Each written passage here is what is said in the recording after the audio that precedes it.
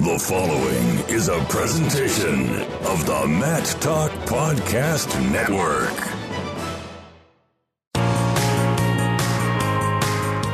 It's time to go on the mat, a presentation of the National Wrestling Hall of Fame Dan Gable Museum.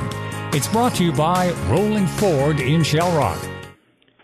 Welcome to On the Mat. I am Kyle Klingman of the National Wrestling Hall of Fame Dan Gable Museum, and a man who has a new smartphone. His name is Doug Van Gelder, and welcome to the 21st century, my man. It's a pleasure to be here. You did it. Yeah, I did it. What put you over the top? You were the flip phone guy for so many years, and rubber band around it, and still Actually, had the antenna. The capability to take the pictures and send the pictures is the thing that pushed me over the top. You wanted that. I tried it with my flip phone. Couldn't make it work. And even the pictures that came in, you had to download Oh, them, yeah. I think. They were so small. Just Yeah. you couldn't tell what you were even sending hardly. So And it took you a minute to say thank you, because you'd have to scroll through all the letters. So it was quite a process. But you've arrived at this point in 2016, and we are really proud of you. Well, thank you. I'm happy to be here, and I'm learning yet on it. It's a lot smarter than I am right now, so Yeah. I'll get there. Well, your wife, Ruth, stopped by Yes. the museum the other day. Yes. And I'm disappointed that I hadn't thought of this, but I'm glad that Ruth did. And that is, at the 2016 Olympics, the Mongolians threw their clothes off in protest. How did I not imagine that this would be something you would do at a Holmes Junior High? My wife gave me that story, and I said, "Really? You think I'd do that?" And she said, "In a heartbeat." That is totally you. You're a calm guy when you need to be. You're fun and you're mellow and you embrace life. But if you get set off, and we've talked about this, I remember a Keith Young tournament where you got set off, and boy, it was ugly. It was ugly. And of course, the Albany, New York story came up with the rest stop, and so there's just tons of stories out there. But needless to say that if you want to replace the Mongolians and have a movie about this, I'm suggesting Doug is one of those people that plays the Mongolian, because you would be the perfect person for that. Or just do I wish I was half the coach that those Mongolians are. They've always got some champions in there, it seems like. Well, I don't know. I don't think they had a successful. I think they needed that. It was for a bronze medal. They don't get many medals. I think in wrestling they did all right at the World Championships, didn't they? Oh, I don't think so. Didn't they? I don't think so. I don't think they. I thought there was a couple that were in there for medals. Well, no, I don't. I don't remember Mongolian. Okay. There's been a couple historically that have been pretty good, but I think all in It'd be all, interesting to see if the coaches keep their jobs. Well, no, they haven't. They haven't. They got booted from Yeah, WWE, all right. so they're All out. right. But there's today it's going to be fun because we just have a lot of little nuggets that we get to talk about. And another one of those is that you really have gained a reputation at the West Gym. People know where you sit. Yeah? A lot of people will come up. Adam Eichhorn, he's the guy that came and said, yeah, he goes, I sit here. He goes, you know where Doug sits? Right in the far corner there to the left. You are known for where you sit at the West Gym. I've just got a voice that penetrates anything, I guess. When I yell, I know what I get excited, and I think that's part of it anyway. Well, I did that. Adam remembers me probably from high school when he was wrestling, but yeah, because I'd be out there cheering for him. I know you would be, and I think it's good that you have that reputation, that we know where to find you, and that it's not an official you and I meet unless both Dougs are there, Doug Schwab and Doug Van Gelder. Oh, okay. I think you have to have both D times 2, double D. Double D. That's what we need out of both you guys. No, we'll go down the list here, and I got to say, going to the Loras College Wrestling Golf Outing, which I haven't talked about, it's been a couple weeks ago, they have a championship feel to that program right now. Now, is it going to be championship results yet? Probably not. I think it's 5 years away. I really do think it takes 5 years to... TJ's there, correct? TJ Miller. I've said Williams in the past, and you've corrected me. Sometimes I get it wrong. But TJ Miller, who is a Cedar Falls High School graduate, he's doing some great things because, like Wartburg, you go, and like Jim Miller, you feel like you're a part of this program. And so it was a great feel being there. Jim Miller showed up. And you kind of have to pinch yourself. You almost say, this can't be Dubuque, Iowa, because everyone's coming up to him and treating him like he was at a Wartburg wrestling golf outing. Everyone knew him, and even the athletic directors made that comment, that the feel and the just atmosphere and that just feel in the air was a lot different. So TJ's doing some great things, and he's building a great product. And TJ's doing some great things, and to have Jim Miller show up there, I mean, his retirement just has allowed him to be accepted at more places, They don't have to say that, that's the Wartburg coach. No, that's Jim Miller. Yeah. And that's a positive thing for our sport. It is very positive. And I think what's positive now is that a program that was completely off my radar. I knew that Loris was in Dubuque, and I knew there was a few good wrestlers occasionally, and that they had a great rivalry with Dubuque College, or the University of Dubuque in Dubuque.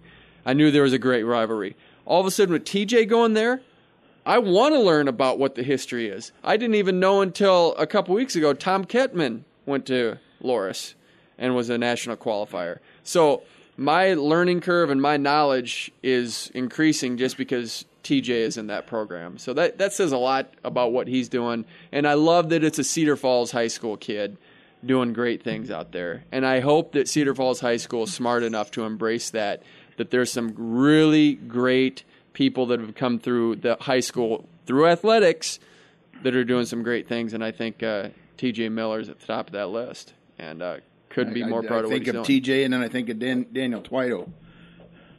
Any idea where he's doing? No, yeah. I don't know where he's at. He could be on a ship out in the middle of the ocean somewhere. Yeah, he was at the Merchant Marine Academy wrestling, so national champion for him. We take pride in bringing these Cedar Falls kids on. We had Josh Budke on, and we've talked about TJ Miller being on the program. We've had him on 3 or 4 times. Let's try to find him. Let's try to track him down and get him on the program. I think it'd be a lot of fun to chat with him. I think his older brother Caleb's still in the area, but I'll see what I can come up with. Yeah, if you can. Let's find out where he is, and we'll chat with him. Get a chance to talk with someone that somebody both knows. of us I'm going to give my phone number. Somebody knows, after the show, give me a call, 319-504-1407 if you know where Daniel Twito is. All right. And give him your new email address you got. Why is that? You want me to get an email too? Well, why wouldn't you? People are. Right. We're a technological age. Why not? BEEF. Beef. AT. Beef at. EASE 929. So beef at ease 929 at gmail.com. Yeah. All right. So if you prefer that route and you want to email Doug, that's another option. Hey, stick around for today's show. We have Jody Strittmatter. I don't know if you followed his career much or remember much about him. It's been a few years since he was at Iowa. It has been a number of years since I've even thought about him. Yeah, but he's doing a lot within the nation. He has Young Guns Wrestling Club out in Pennsylvania, and they're doing a lot of great things out there. And so a lot of the talent you see in the collegiate system is going to be a product of Young Guns. So they've been in existence since 2002. He was a 2-time All-American for the University of Iowa, placed 2nd and 3rd at the national tournament on teams with Doug Schwab, and then he was a 2-time Division II NCAA champion for Pitt Johnstown. So we get 2 full segments with him. And I don't know about you, but I'm really enjoying these segments where we really get to dig deep with these guys. We had Damian Hahn on last week. It's just a lot change of fun in the format, and I like it. Yeah, I do too. And because, like you said, we're just getting going a lot of times before, and then we had to, just let them go. Yeah. Now they've got time to expand on some of their ideas and thoughts, and it really is working well. Yeah, I agree. I like it. Because how many times have we said, and we look at the clock, and it's 15 minutes, and you just think, why couldn't we have gone another segment or even I know longer? Every time we get done, I said, I forgot to ask him this, or I wanted to ask him this, but never, so. Yeah. Those opportunities aren't lost anymore. So I agree. And so we'll do that as we head into the season, as we have more current wrestling information to report on and talk about. We might split it back up into 2 segments, have 2 separate guests, maybe an athlete or a coach. But I think right now it's fun to really explore with these guys. And I even think back to when we had TJ Williams on from Iowa going into the Hall of Fame. we got done, and then all of a sudden he got rolling. And you just want to hear from this guy, just because he didn't we say find that much. with a lot of our guests. Yeah, they get rolling, and we don't know how the interview is going to go, and then it's like, don't stop, you got to go, darn it. Yeah, exactly. So it's been a lot of fun. So we get Jody Strittmatter on the program with us, and as we continue to talk about great things that are on the horizon and great things that are happening. Just mentioned that the last show, and only got a passing mention on this, was LaPorte Union and their kids program with Bart Maylert and Mike Smith. Man, there's some great things going on for the sport in this community. And LaPorte just has some good things that you can experience. It's only a few minutes from us in Cedar Falls, Waterloo, but what a community for wrestling. And when you're buying a pie for $500 and you know it's because it's going to a kids wrestling program, that says a lot about the community. And to see Trey Clark, who's a 3-time state champion, come back and be a part of it and spend way more money than he should for items. Another really interesting human interest story there. How so? Well, just his whole career. The injuries and and everything that happened to him, and just it was out there, and it's stories that we forget sometimes. Yeah, he was going to be on track to be a 4-time state champion. Yeah, and especially when you say 4-time state champion, usually you think of a lighter weight, but he was doing it the heavier weights, and that would have been the first time over, I think, 152 pounds, or even lighter. It might have been 145, something where usually they start at a lightweight. And so I think he started at 171 and broke his leg in football his junior year, and then wasn't able to get in shape for the state tournament, didn't even place, but then came back and won it his senior year. So, yeah, great story there, and just a great tradition, and just you want to see those things, because when you talk about the fabric of Iowa and the state of Iowa with wrestling, that's where it is. That's where it lives. Well, in a situation like that, it just points out how you have to have a little bit of luck to be a 4-time champion, just because you avoid the injuries and, you had to stay right in there. It's really a difficult accomplishment. Yeah, you would never think that that wouldn't not happen. You would think, hey, Trey Clark's going to win 4 easy. Once you win the first 2, you think, man, he's just on a trajectory to do it. But things happen, but still a legend in LaPorte and a legend in our state. So it's no red shirt years in high school.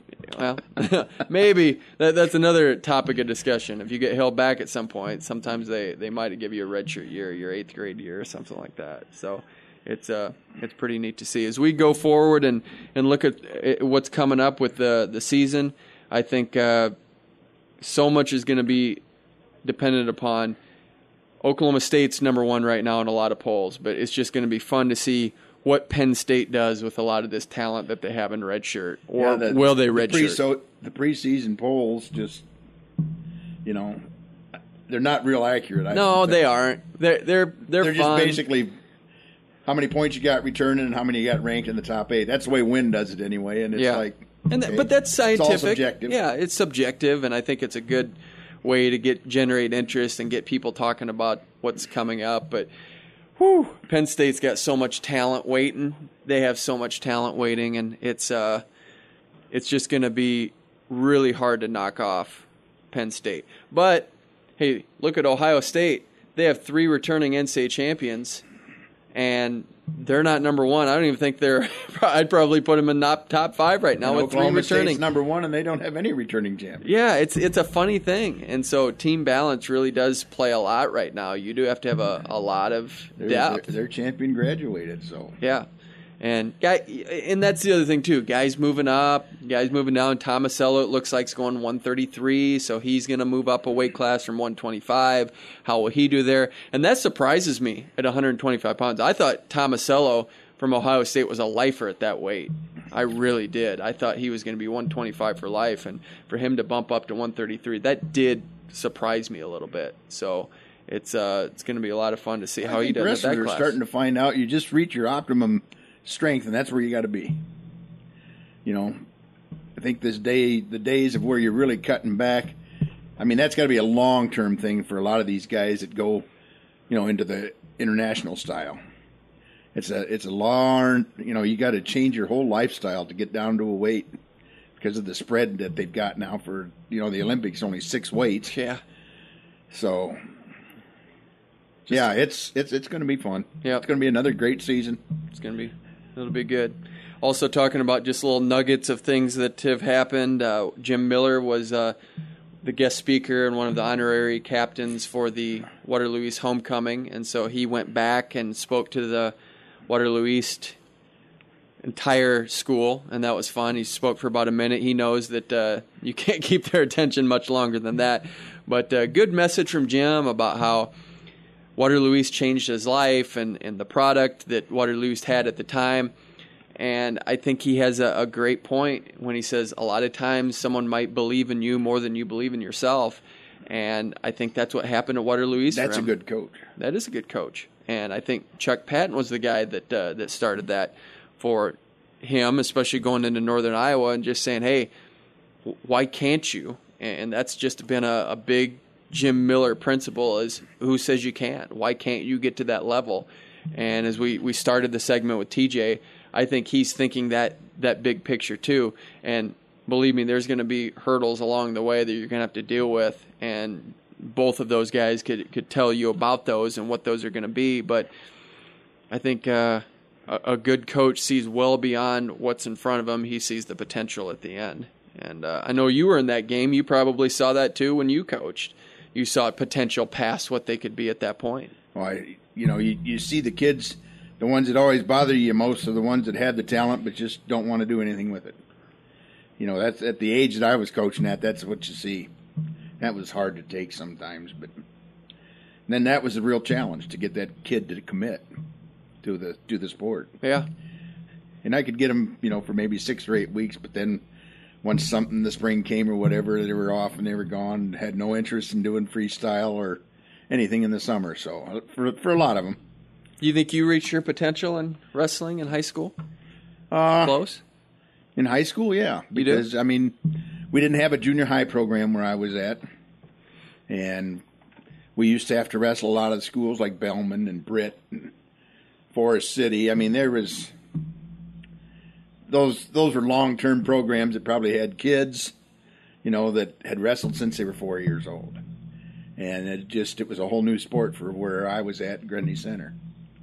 So I'd say, yeah, considering, my coach never wrestled. Yeah. He taught psychology. He was great at getting into your head and getting the most out of you. So I'd say I reached my potential considering what my background was, yeah. Well, I think we all agree is that you went beyond your potential as a wrestling fan. Because you're a multi-time Olympic gold medalist. All right, I'll go for that. I'm a world champion fan. You really are. Hey, I've told you this. I would set up a course and have you be the instructor on how to be a wrestling fan because you know how to do it. The Iranians know how. Remember when we went to Indianapolis? Absolutely, I do. Couple? Yeah, they loved it. Absolutely, we could get into that, but we have to get into it with Jody Strittmatter. He's the head of Young Guns Wrestling Club, and he is next on the mat, 1650 The Fan. 1650 The Fan, KCNZ. Are back on the mat, 1650 The Fan. I am Kyle Klingman of the National Wrestling Hall of Fame Dan Gable Museum, along with Doug Van Gelder. Again, this is a great series because we get a chance to go in depth with a lot of the great wrestling figures.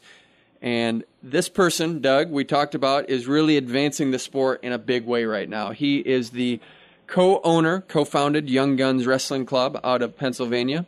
Also two-time Division II NCAA champion for Pitt Johnstown, then went to the University of Iowa, where he was a two-time All-American, two-time Big Ten champion. He's on the line with us. Welcome, Jody Strittmatter. How are you, Jody? I'm doing good. How about you guys? Great. I'm assuming Pennsylvania's good. Big difference between Pennsylvania and Iowa. You've lived in both. Maybe not from the wrestling perspective, but what are the differences between being in Pennsylvania and being in the state of Iowa? Well, I grew up on a farm in Pennsylvania, so it's very similar to me. Whenever I was in Iowa, I felt right at home. But I'm sure, you get in the cities, and once you get to Pittsburgh, it's a lot different. But, yeah, I enjoy both a lot. So being right in Pennsylvania, when you talk about the farming culture and you have big cities, is there a dynamic between wrestling programs that happen to be in that farm culture versus the ones that are in the big cities? How do they kind of commingle together? Yeah, there's some of both. Obviously you got the the real big schools who are very powerful in wrestling, and you got the real schools, single A schools and double A schools, just like in Iowa, that have just an incredible tradition for wrestling. So you get a little bit of both, and then you have the teams that are struggling and trying to find their way. But I think it's like anywhere. I think there's a lot of tradition, and then some programs just just starting or trying to find their, getting coaches in there who are super passionate but don't have the tradition. For those who don't know, you're a lightweight. You wrestle at 125 pounds for Iowa, but you were 5'8", 5'9". Is that accurate on your height? Yeah, I think something like that, yeah. Right in there. So a tall 125-pounder. Right. When you get into the sport and you have that body style, was it a natural fit that, hey, wrestling's going to be a good sport? Did you go into other sports and find success elsewhere? I played a lot of sports whenever I was growing up, in youth and football, and I played a lot of baseball. So I think I did a little bit of everything, but I kind of always knew that wrestling was a fit for me. I wasn't always the tall, lanky 125-pounder whenever I was growing up. I was shorter and chubbier whenever I was growing up, a young kid, so just kind of grew into that body style later in my career. So it was a natural fit for you right away for wrestling. You gravitated toward it, and it was success right away? No, I don't think so. I mean, I won some, but I lost a lot. It wasn't like I was I never won a youth state title as a kid, anything like that. So it was something that that me and my brother, we had to really work hard towards, and something that motivated us and kind of kept us working throughout our whole career. So when you say you grew into it and you are able to evolve in a body style that's different, if you're short and stocky and you get long and lean, how do you pick up different wrestling skills along the way? Because that's kind of fascinating to think that, hey, your body comes with it. Ben Askren has said that too, that he was the pork chop and then he got really good and leaned out. How do you kind of come through that evolution and find your style along the way? Well, you're just competing every day. You compete in the practice room every day, and that's what's so incredible about wrestling. You see a kid who's 5 foot tall and a 149-pounder, and you see a Matt McDonough who is, he's more built like I was. He's tall and lanky, and he's a 125-pounder. So I think that's what makes wrestling so great. The weight classes, and then not just the weight classes. You can have a 184-pounder who's real tall and lanky, and then you can have one who's real short and super muscular. So I love wrestling because of that. Not just the weight classes, but just the different body structures of the kids who are at different weight classes. And some give kids fits whenever they're long and lanky, and some give kids fits if they're short and strong. So just trying to figure it out every day, and I think you do that at practice by competing, and getting different partners and just challenging yourself every day. On the line with Jody Strittmatter, co-founder of Young Guns Wrestling Club, two-time All-American for the University of Iowa, talking about body styles and looking at what the rule changes might be. And I know that there's some people that want a push-out rule. Some people are really against it. A guy like Jim Gibbons would say, hey, don't give a push-out rule because that would really take away the guys like Jody Strittmatter and some of the long, lanky guys. As a guy that was long and lanky, do you like the push-out rules, or is that something you just have to adapt to? Yeah, I love it. And I think it's definitive. It's not the stalling rule out of bounds it's great in theory, but I think that it's very, very judgmental. So I love the push-out rule, and I love the freestyle push-out rule. So I don't know. I don't think that body structure has anything to do with the push-out. That's my opinion. Maybe I'm wrong, but I love it. So in the college level, what would you want to see that look like? Just as soon as that person's foot goes out of bounds, you get a point? Yeah, I think freestyle's got a great, a great thing going with the out-of-bounds rule. Now, decision to go to Pitt Johnstown right out of high school, because this is really neat how you go D2 and then go D1. I want to go through that process. Why Pitt Johnstown right out of high school? Why a Division II program? I wasn't ready, number one, to go maybe to a big school right away. My brother was at Pitt Johnstown. I get to coach a lot of really, really good kids in high school, and I wasn't near that level, coming out. I won one state title, And I did, I was in the finals, at Fargo a couple times, but I just wasn't ready mentally, wasn't ready physically. I was very, just immature, not mentally, just physically maybe. It was just a great fit to wrestle with my brother and continue to get better. And then it was time to move on, and I knew that, and that's what happened. So being at Pitt Johnstown in that experience at the Division II level, what's the difference in talent between Division II and Division I? Because I think a lot of people are fascinated by that, by what the disparity is. Are these guys at the Division II level athletically inferior? Do they not have it mentally? Take us through what that's like between Division II and Division I. And I think every year and every weight class is different. A lot of times you have Division I kids who are transferring down, whether they got in trouble or whether they academically didn't make it, whether they got a kid like Nick Roberts who's really, really good, and then you got Tomasello who came in. He's from Ohio. So Nick Roberts is phenomenal.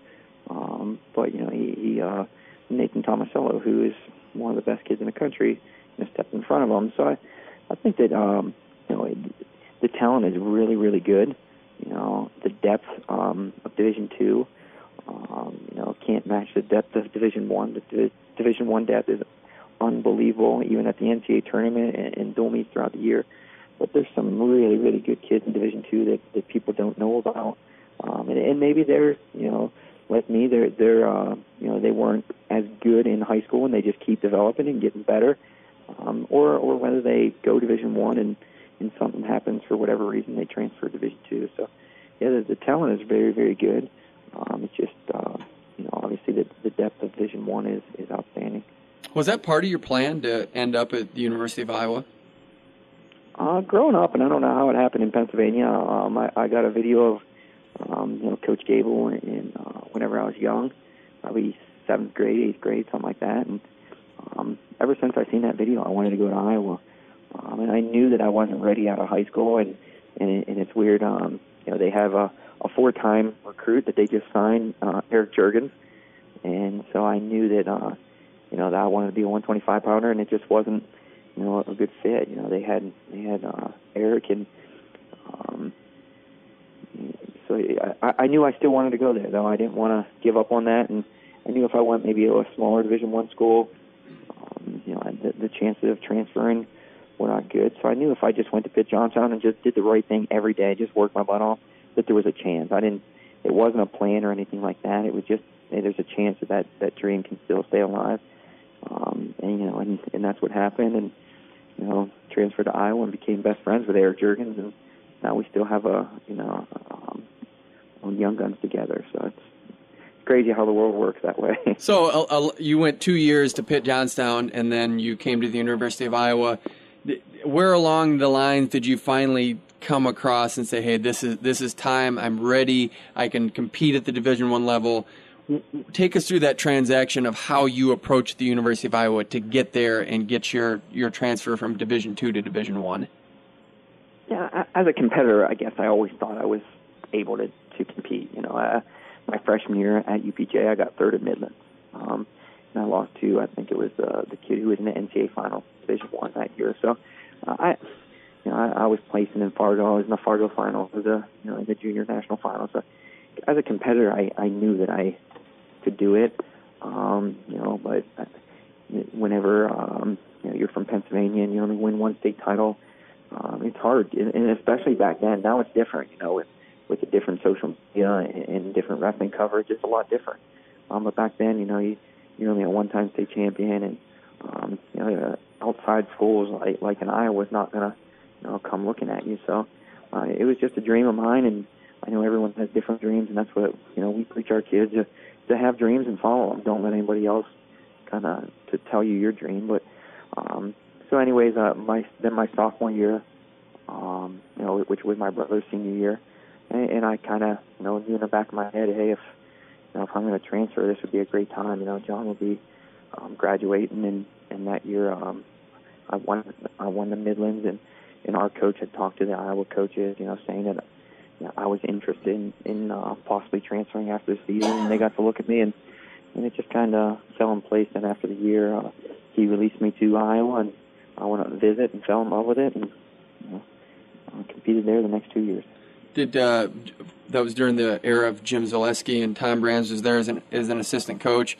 Did you have one that? What was that? Yeah, that's correct. Yeah, and Terry Brands was there. Terry Brands was there. Yeah. Was there a guy on that staff that you gravitated toward the most? Well, once I got out there and started working out, yeah, Terry Brands was.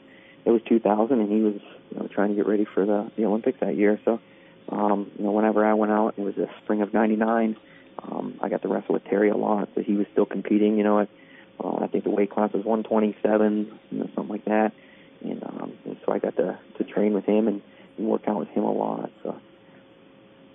On the line with Jody Strittmatter, two-time All-American from the University of Iowa, co-founder of Young Guns Wrestling Club out in Pennsylvania, and pretty remarkable career at the University of Iowa. You come in and you're the starter in 2000, and you have a great Big Ten tournament. You upset Jeremy Hunter, and you come into the NCAA tournament in 2000 as the number 1 seed. But in the quarterfinals, there was a loss, and you had to come back from that loss, and you placed 3rd. Take us through that tournament, what that meant to not only lose that match, but just have the courage to come back and get 3rd place at the tournament.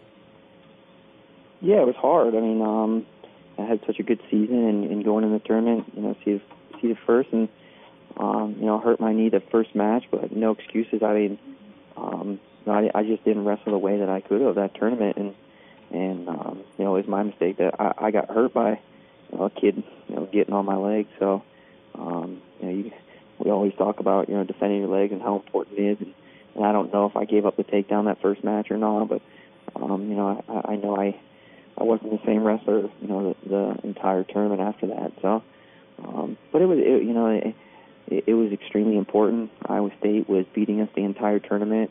On Saturday, we had to win every single match to win, and we did. Incredible tournament. You guys had an undefeated season, and you won the NCAA tournament. And then going into the next season, it was a little bit different. You guys dropped 4 dual meets that year, 3rd at the Big Tens, but you guys had a push toward the NCAA tournament. You guys had 4 in the finals. You were in the finals, and it was a season that Minnesota ultimately won with 10 All-Americans with no finalists. Going through that season on your side of the fence, I know Minnesota's really proud of that. What was that season like from the University of Iowa's perspective of being at Carver Hawkeye Arena and placing 2nd in front of a hometown crowd? Yeah, it was tough. Whenever you wrestle for Iowa, you're expected, and you're as an athlete, as a fan, you want to win first place. So it was tough. Especially we had a string of lightweights that did really, really well through the middleweights, and then whenever Minnesota did what no other team did, it was tough to beat them. And but you as an individual, you want to win it, and as a team, you want to win it. Now, hey, you are 5'8" and wrestle at 125. You had to have been salivating over those little guys that were a lot shorter, because you did well against them, whether it was Leroy Vega, TJ Hill. I mean, when you got on the mat and you had an opportunity against a guy that was 5'2", you had to know that guy was pretty much toast after that, right? Well, I don't know about that. My favorite position, was always on top, and those guys I did really well with on top. I was good at turning and riding legs, so for whatever reason they struggled against maybe my body style. But I don't know if that was the reason I was tall or not, or had leverage. But like I said, and everybody's different. I can't say that I rode every shorter guy than me, that's for sure. But I was definitely long, and I used that to my advantage as far as the riding and the turning. And Leroy Vega is a guy that you wrestle a lot in college. I think you only dropped 1 match to him. It was a dual meet in 2001. Right. But when you have to prepare for someone like that, who's always coming at you, has a unique style, is explosive, how do you just kind of make sure you maintain a little bit of a pace where you're ahead of him all the time? Yeah, we had some awesome battles. I don't think you look at it that way. I think you look at it as you want to score the first point, the second point, and the 15th point, but knowing that if you do give up a couple points, you're never out of the match, and if you're good in all three positions, something we talk about every day at practice, you're good in all three positions, it gives you a chance to win every match. It wasn't a game plan, just try to weather the storm or anything like that. It was just, you're going out there to score points in the first couple seconds, and and if you give up a couple, it's all right. You know that you're good in all three positions, and you can always come back and win. All right, we are talking with Jody Strittmatter, two-time All-American from the University of Iowa, co-founder of Young Guns Wrestling Club. We're going to take our first break. We'll be back with more Jody Strittmatter on the mat, 1650 The Fan. 1650 The Fan, KCNZ. We are back on the mat, 1650 The Fan. I am Kyle Klingman of the National Wrestling Hall of Fame Dan Gable Museum. Along with Doug Van Gelder, we have Jody Strittmatter, co-founder of Young Guns Wrestling Club in Pennsylvania. Also a four-time All-American, was a two-time Division II NCAA wrestling champion for Pitt Johnstown, then transferred to the University of Iowa, where he was a two-time All-American, placing third as a junior at the national tournament and second as a senior. And I wanted to make sure we get to this before we run out of time on this segment. Right off the bat, we're asking all of our guests during these segments, if you had a wrestling Mount Rushmore, what four people would be on that, Jody? Oh, wow.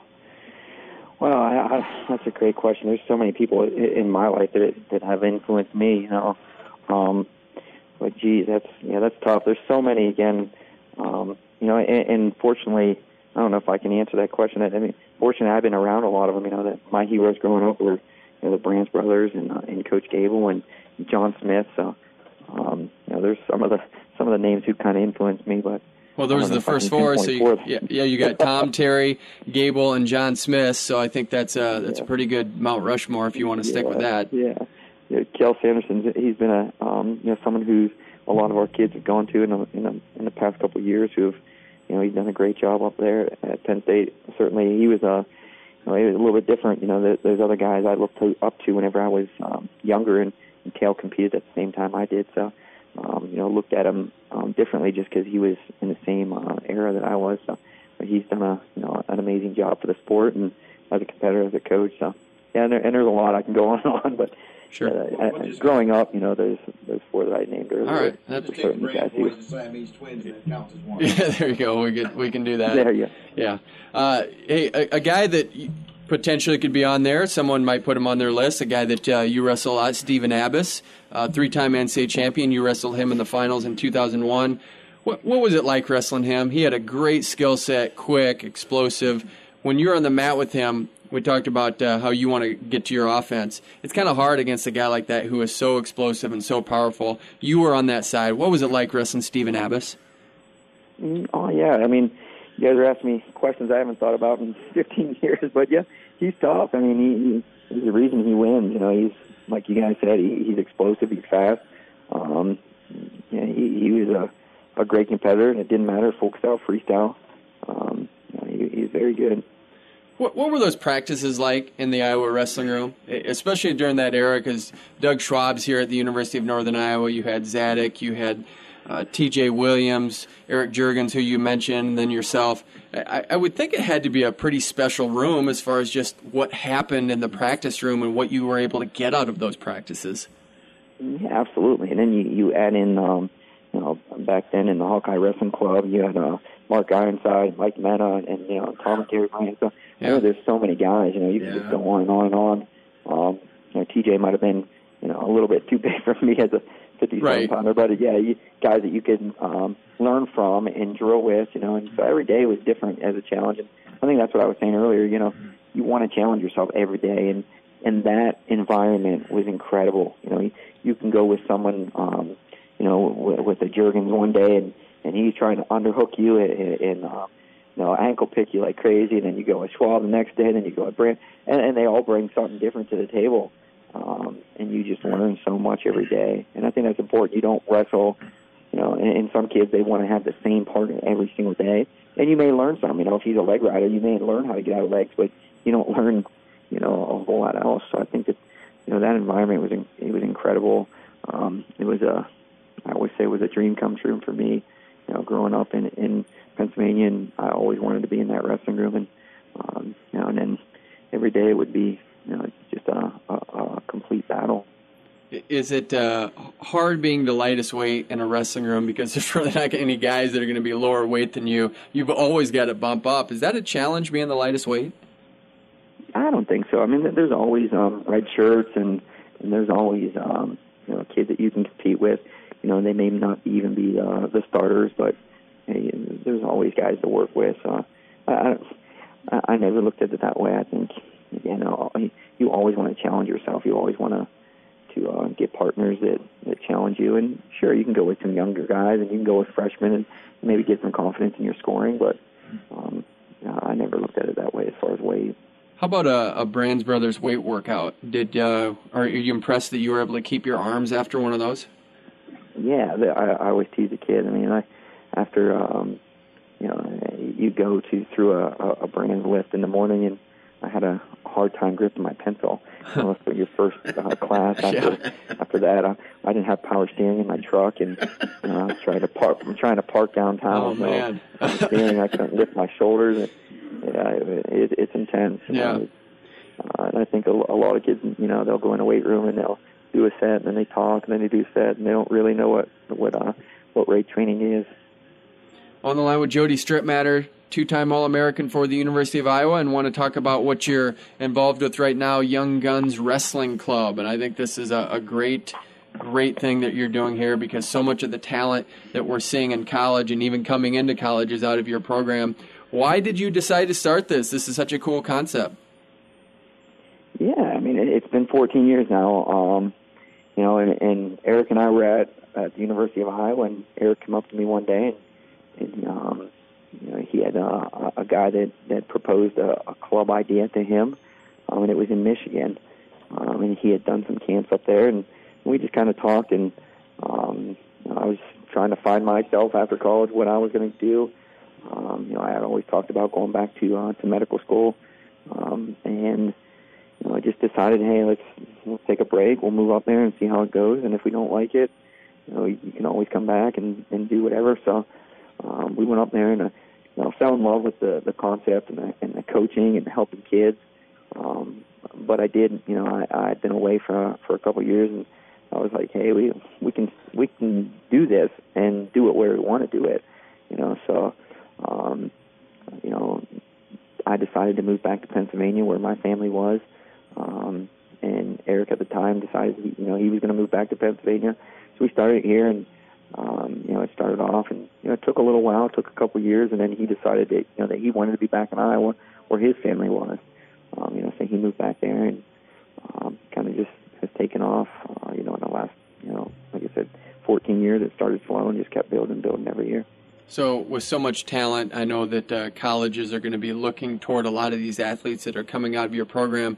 How do you play the line? Are there times where a program is persuaded by you, or how do you just address that situation where one athlete wants to go one place, one wants to go to the other, and you have to stay neutral? If you do stay neutral, how do you play all of that game? I think you just have to be honest. I mean, coaches are going to call all the time, and every program is looking for something different or a different way and different kids. So you just have to be honest with coaches and the kids. I always try to stay out as much as I can. I think I've said that over and over and over, but I know some people don't believe me. Some people think that I push kids somewhere to Iowa because I went there.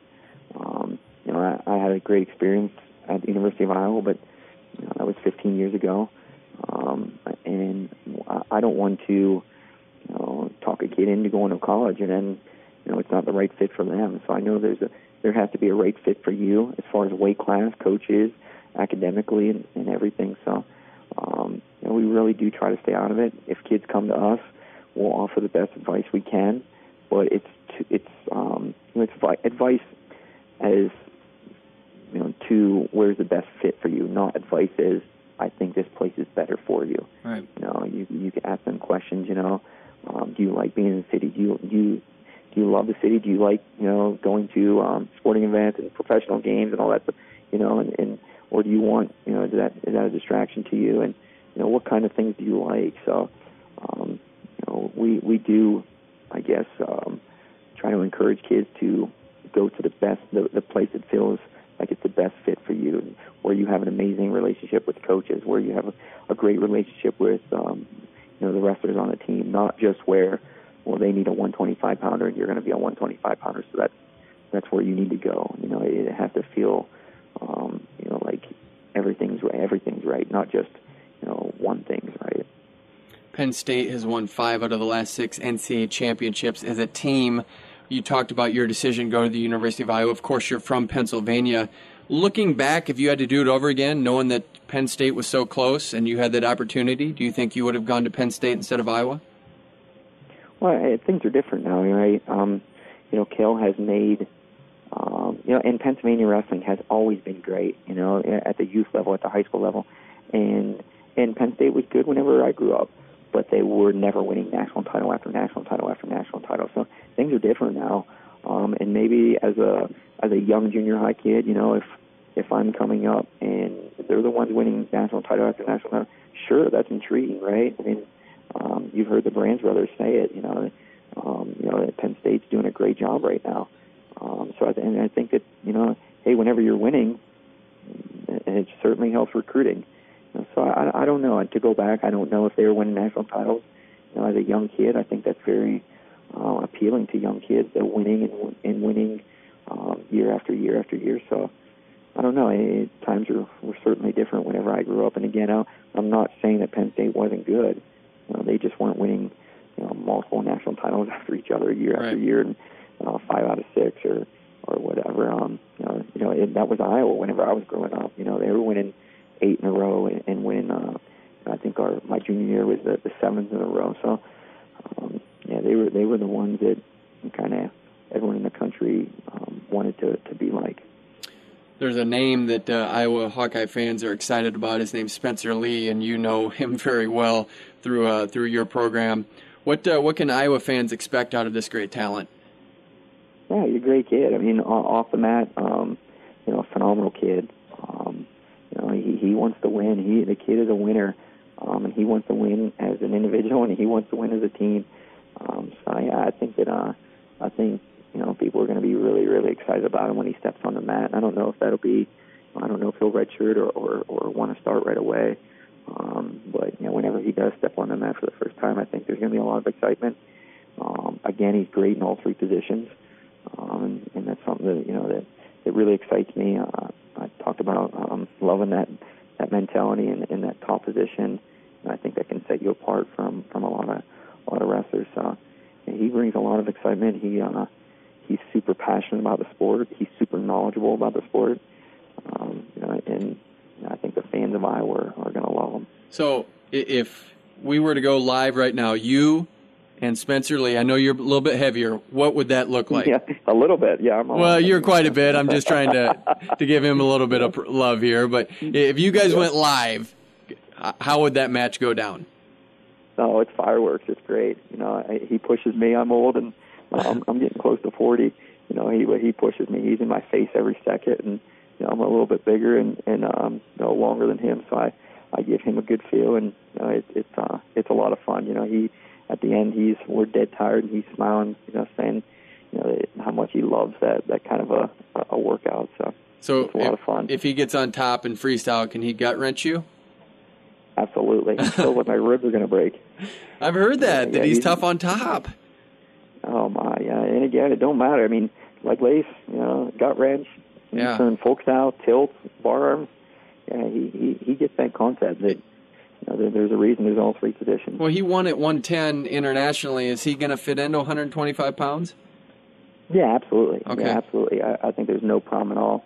He came off that injury where he had a shoulder injury, last year, and he was pretty light, and for whatever reason, he came off that and he was light. Maybe he couldn't lift like he wanted to, and so he was in the spring. I think he was for the state tournament. He was pounds under. The last day he was well under his weight. So we made the decision that the night before weigh-in. And that may all change, and I hope it does. They're talking about changing the weight or the procedure for weigh-ins, even for freestyle. But he was really light, and the night before weigh-ins, and we just to go 110. Coming off that shoulder surgery still, and and then throughout the summer, man, he started putting on muscle, and he was wrestling all the time and lifting a lot. It was not easy to make 110 at all. He really had to be focused. So I don't think that'll be a problem. Again, he's going to be very, very strong. And hey, we talked about this a little while ago. And that's what's so fun about it. He's not going to be built like Matt McDonough at 125. He's going to be shorter and squattier and muscular, and he's going to come at you like a fireball. All right, this has been a lot of fun. We appreciate you coming on the program. This is a lot of fun catching up with you. I know that you have a lot of great wrestlers out there competing at a high level, and you're a byproduct of the Iowa system, and it's certainly filtering into a lot of great athletes. So we appreciate you taking the time, and really do wish you all the best with Young Guns Wrestling Program. You're doing some great things for the sport.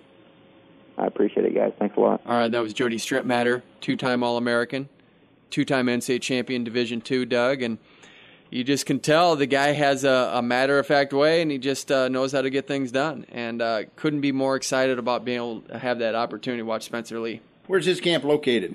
It's in Pennsylvania. I don't know the exact I just wondered town. if they run into the angry fish very often. I don't know. I don't know how that transpires. We should have asked him that. Yeah, I guess. I was just listening to him. Yeah, well. Didn't lead me there with any of his, Yeah. So I wondered if you'd heard about that. Or Bringer still got that going? I don't know. I don't think he does. He does. But we've had a lot of fun here.